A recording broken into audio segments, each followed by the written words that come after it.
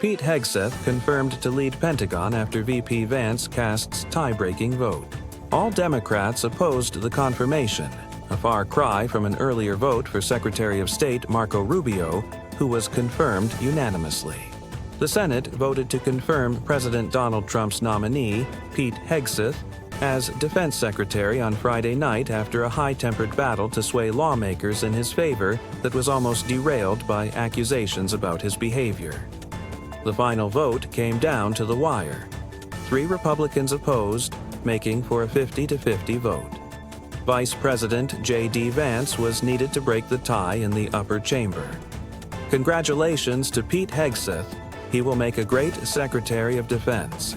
Trump wrote on Truth Social after Hegseth's confirmation. The Senate's 2 moderate Republican women, Lisa Murkowski, R. Alaska, and Susan Collins, R. Maine, voted no, as did Senator Mitch McConnell, R. Key, the former GOP leader, North Carolina. Senator Thom Tillis's support was not a given, and he did not reveal his stance until the vote was already underway. He ultimately said he would back Trump's pick, giving him enough support to be confirmed with Vance's tie-breaking vote. In her reasoning, Murkowski cited infidelity, allegations of sexual assault and excessive drinking, and Hegseth's previous comments on women serving in the military. The behaviors he has admitted to alone, she said, show a lack of judgment that is unbecoming of someone who would lead our armed forces. Concerned Veterans for America, CVA, the nonprofit advocacy group at the center of many of the accusations brought up during Hegseth's confirmation hearing, praised his confirmation in a statement. The confirmation of Pete Hegseth as Secretary of Defense presents a real opportunity to prioritize the security and prosperity of our citizens, champion prudence and effectiveness in our defense strategy, and focus our Department of Defense on America's most vital interests, the statement read. The New Yorker reported in December that Hegseth was forced out of CVA, the group he once ran, over allegations of financial mismanagement, sexual impropriety, and personal misconduct. All Democrats opposed the confirmation, a far cry from an earlier vote this week when Secretary of State Marco Rubio was confirmed unanimously, 99-0. Hegseth will now lead the government's largest agency, having long promised to root out diversity, equity, and inclusion, DEI, measures across each branch. The Pentagon under Trump, however, has not waited for a confirmed secretary.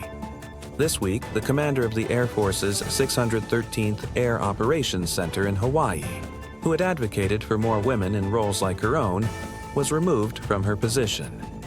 General Kevin Schneider, commander of Pacific Air Forces, relieved Colonel Julie Sposito-Salces from the Joint Base Pearl Harbor-Hickam, due to loss of confidence in her ability to command the organization. Shortly after Trump took office, Coast Guard Commandant Admiral Linda Fagan, the first uniformed woman to lead any military branch, was removed from her position. Trump this week also nominated former Space Force Lieutenant Column Matthew Lohmeyer and former Marine Lieutenant Column Stuart Scheller to top Defense Department posts, both men who were deeply critical of the Biden administration's policies at the Pentagon.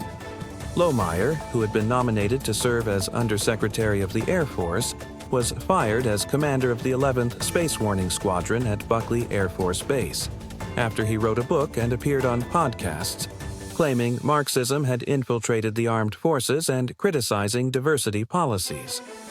Scheller made headlines for posting videos in uniform, criticizing senior military leaders over the Afghanistan withdrawal.